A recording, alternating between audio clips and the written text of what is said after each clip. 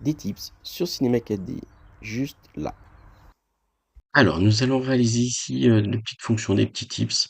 Donc, pour cela, on va prendre notre petit cube, le raccourci NB pour voir les arêtes, et vous allez voir un petit peu les paramètres que je vais utiliser ici. Donc, je vais rajouter en segmentation, en X et en Z, deux segmentations. Ce qui me fait une croix sur le dessus, une croix sur le dessous. Je vais éditer mon cube avec C ou avec cette petite icône.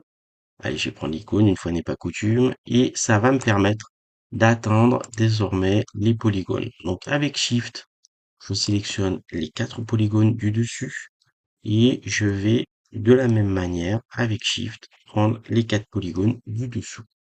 Ce qui va me permettre ici, eh bien, d'utiliser un outil qui s'appelle l'Inset.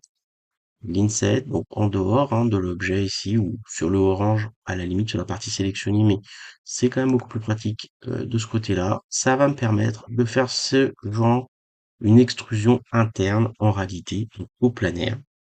Ce qui est intéressant ici, c'est que moi je vais faire un trou bien arrondi. Donc je vais utiliser pour cela mes arêtes. Alors, je pourrais regarder si c'est vraiment une loupe ici. Hop, voilà. Avec le petit outil Select Loop, celui que on voit ici avec la petite icône. Vous l'avez à gauche.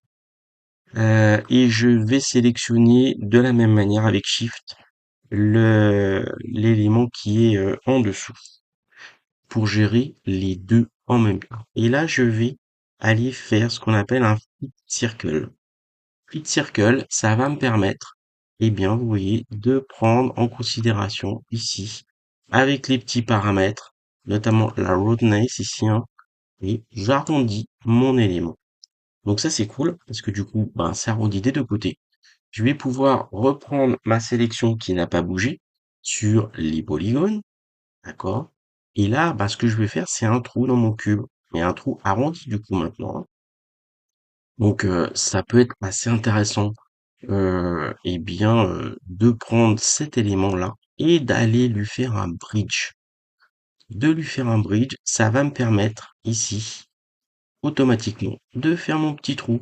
Il a fait le pont, le lien entre mes polygones du haut et mes polygones du bas. Voilà pour ce petit tips, multi-tips en fait, sur Cinema 4D 2025.